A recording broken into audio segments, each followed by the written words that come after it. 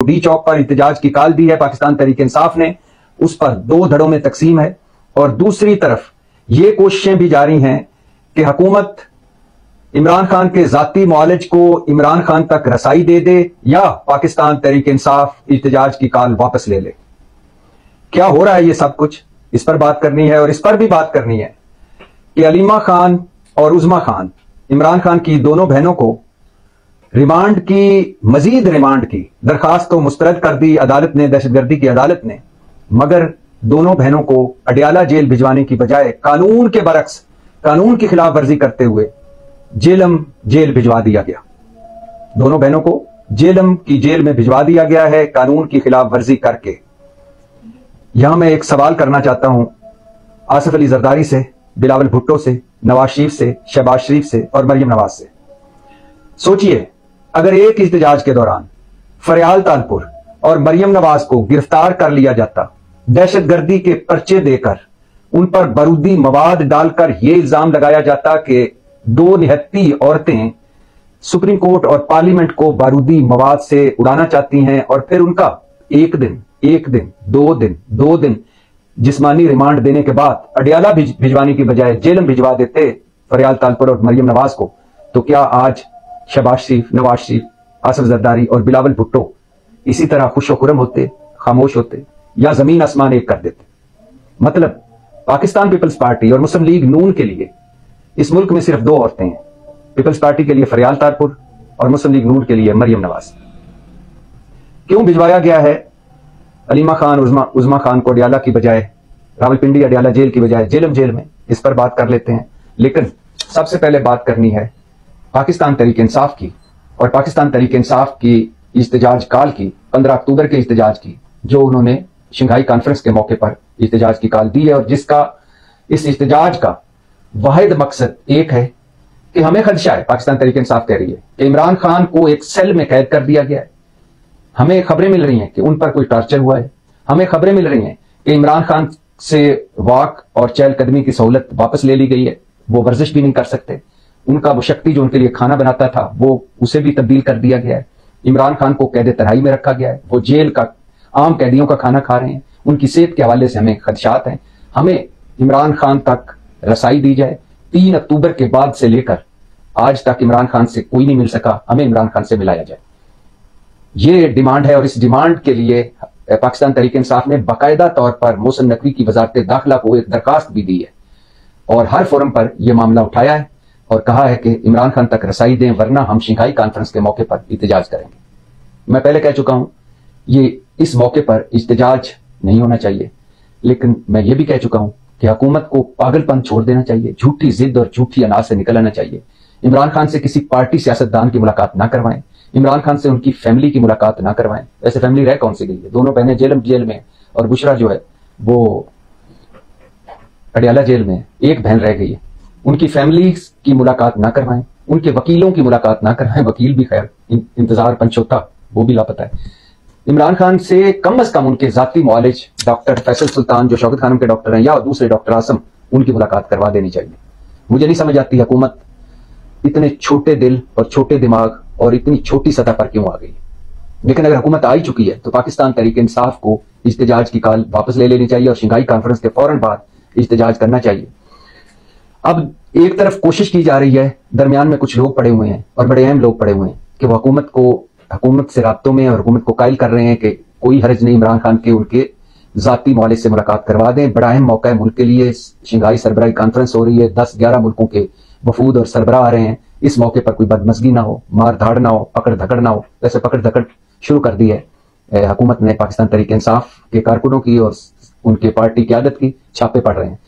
तो इमरान खान की मुलाकात उनके डॉक्टर से करवा दी जाए। दूसरी तरफ पाकिस्तान तहरीक इंसाफ से हुकूमत ने भी इनडायरेक्ट राब्ता किया है, और हुकूमत बार बार कह रही है, और पाकिस्तान तहरीक इंसाफ से भी उनके अपने लोग भी कह रहे हैं कि एहतजाज की कॉल इस वक्त मुनासिब नहीं है, शंघाई कॉन्फ्रेंस के बाद एहतजाज कर लेते हैं। और मुझे यकीन है कि यह मामला सुलझ जाएगा, एहतजाज नहीं होगा। अभी तक ये खबरें हैं। दोनों सूरतों में हुकूमत मुलाकात करवा दे किसी इमरान खान के जाती मौलिद से, या पाकिस्तान तहरीक इंसाफ एहतजाज की कॉल वापस ले सकती है। लेकिन पाकिस्तान तहरीक इंसाफ की सियासी कमेटी के 2 हंगामा खेज इजलास हुए। اب ان اجلاسوں میں آنے سے پہلے میں آپ کو بتاتا چلوں کہ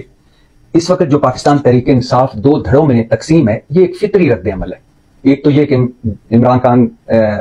3 اکتوبر سے لے کر اب تک ان کی رسائی نہیں ہے پارٹی قیادت تک، وکلا تک، ان کے ذاتی معاملے تک، تو یہ رد عمل بھی ہے۔ دوسرا جو ان پہ ظلم و ستم ہوئے ہیں وہ رد عمل بھی ہے، لیکن کچھ اور چیزیں بھی ہیں۔ جیسے جو ہی پاکستان تحریک انصاف پر مشکل وقت آیا تو پاکستان تحریک انصاف 3 حصوں میں تقسیم ہو گئی، اور جب 3 حصوں میں تقسیم ہوئی تو پھر پارٹی میں کچھ وکلا آ گئے اور کچھ نئے لوگ آ گئے، لہٰذا پارٹی کے اندر پرانے چلے گئے، نئے لوگ آ گئے۔ پھر پارٹی کے اندر گروپ بندی ہوئی، باہمی لڑائیاں ہوئی، اور پھر پارٹی کا جو لوگ ہیں وہ ایک دوسرے کو مشکوک سمجھتے ہیں، اور پھر پارٹی میں رانگ نمبرز بھی گھسا دیے گئے، باقاعدہ منصوبہ بندی سے بروٹس بھی گھسا دیے گئے تاکہ پارٹی کو کمزور کیا جائے۔ پھر پارٹی پر 3 سال سے جو مسلسل ظلم و ستم ہو رہا ہے وہ بھی آپ کے سامنے ہے۔ پھر پارٹی کے غلط فیصلے بھی ہیں، ناقص حکمت عملی بھی ہے، پارٹی کا مسلسل احتجاج میں رہنا بھی ہے، اور اب جو نئی کوششیں ہو رہی ہیں کہ پاکستان تحریک انصاف کو الطاف حسین والی ایم بنایا جائے، اور پاکستان تحریک انصاف پر پابندی لگانے کی خواہشیں، پاکستان تحریک انصاف کو مائنس عمران خان کرنے کی خواہشیں، پاکستان تحریک انصاف کو ایک منصوبہ بندی سے آپس میں لڑانے کی خواہشیں، اور ان تمام چیزوں کے ہوتے ہوئے عمران خان کا جیل میں ہونا اور عمران خان سے ساری پارٹی کا رابطہ نہ ہونا، 25% پارٹی کا عمران خان سے رابطہ ہونا، 75% کا رابطہ نہ ہونا، 25% جو پارٹی ہے اس کا جو عمران خان کی ہدایات لے کر باہر آنا، اور 75% کا گاہے بگاہ یہ کہنا کہ جو کچھ عمران خان ہدایات دیتے ہیں یہ اس میں اپنی من مرضی کی چیزیں بھی شامل کر لیتے ہیں۔ تو یہ سارا ایک پچھلے 3 سال سے جو ایپیسوڈ ہے، اس کے بعد جو آج 2 دھڑوں میں تقسیم ہے، یہ ایک فطری رد عمل ہے۔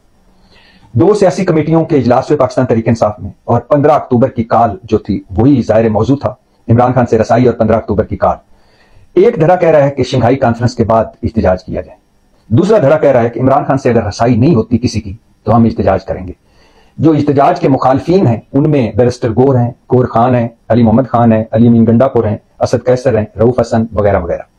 اور جو احتجاج کے حق میں ہیں ان میں مراد سعید ہیں، حماد اظہر ہیں، شہباز گل ہیں، شیخ وقاص اکرم ہیں، خالد خورشید ہیں، حافظ فرت ہیں۔ اب مزے کی بات ہے جو احتجاج کے حق والے ہیں ان میں مراد سعید نے رپوش ہیں اور کسی احتجاج میں حصہ نہیں لیا، حماد اظہر رپوش ہیں اور کسی احتجاج میں انہوں نے حصہ نہیں لیا، شہباز گل امریکہ میں ہیں، شیخ وقاص اکرم نے بھی ابھی باقاعدہ طور پر احتجاج میں حصہ نہیں لیا، خالد خورشید جو جی بی کے سابق وزیر اعلیٰ ہیں وہ احتجاج میں حصہ لیتے رہے، حافظ فرت بھی گائے بگائے احتجاج میں حصہ لیتے رہے، لیکن ان ساروں پر اگر کسی نے احتجاج میں حصہ لیا یا نہیں لیا ان پر 20 مقدمات ہیں۔ لہٰذا پاکستان تحریک انصاف کی سیاسی کمیٹی میں جیسے توقع تھی ویسے تلخ کلامی بھی ہوئی، محسن نقوی کے ساتھ بیٹھنے کے تانے بھی دیے گئے، کارکنوں کو چھوڑ جانے کے تانے بھی دیے گئے، موقع پر میدان میں نہ اترنے کے تانے بھی دیے گئے، وکٹ کے دونوں طرف کھیلنے کے تانے بھی دیے گئے، میچ فکس کر کے کھیلنے کے تانے بھی دیے گئے، عمران خان کے نظریے سے ہٹنے کے تانے بھی دیے گئے، عمران خان کو اکیلا چھوڑنے کے تانے بھی دیے گئے، اور یہ تانے ایک دوسرے کو آمنے سامنے دیے گئے۔ تو تلخی ہوئی لیکن کوئی حتمی فیصلہ نہیں ہوا۔ ہاں جو احتجاج کے حق میں ہیں ابھی تک ان کی جیت نظر آتی ہے، لیکن جیسے میں نے کہا ہے کہ جو رابطے ہو رہے ہیں کہ عمران خان تک رسائی مل جائے یا پاکستان تحریک انصاف کال واپس لے لے، امید ہے کہ ان دونوں میں سے ایک کام ہو جائے گا،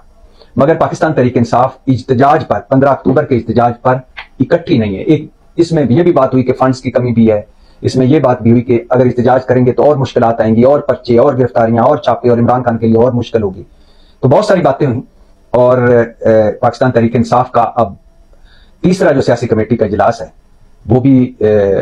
اس وقت جب میں بات کر رہا ہوں اس وقت بھی ایک اجلاس ہو رہا ہے آن لائن، لیکن ایک تیسرا اجلاس ہوگا اور اس اجلاس تک چیزیں واضح ہو جائیں گی۔ تو پاکستان تحریک انصاف 2 دھڑوں میں تقسیم ہے، احتجاج کرنے یا احتجاج نہ کرنے پر، اور دوسری طرف رابطے یہ بھی ہو رہے ہیں کہ عمران خان تک ڈاکٹر کی رسائی دے دی جائے، اور رابطے یہ بھی ہو رہے ہیں کہ پاکستان تحریک انصاف اس اہم موقع پر احتجاج کی کال واپس لے لے، بعد میں احتجاج کر لے۔ اور جب احتجاج کی بات ہو تو احتجاج کرتے ہوئے جو ڈی چوک پہ آخری احتجاج تھا، اس احتجاج کے دوران عظما خان اور علیمہ خان اس احتجاج میں شریک تھیں اور پیدل جا رہی تھیں، ان کے ہاتھ میں کچھ بھی نہیں تھا، ان کو پولیس نے پکڑ